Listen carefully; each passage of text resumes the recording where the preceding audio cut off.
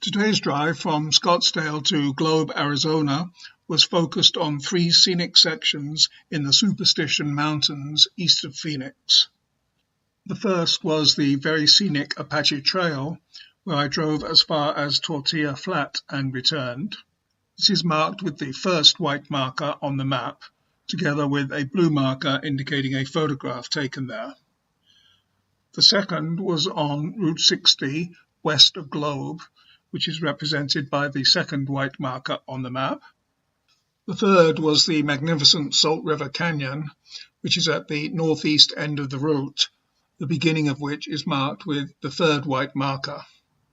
Unfortunately, by the time I arrived there, the clouds were fairly thick and rain was threatening, and therefore the video is not as bright as I would have liked.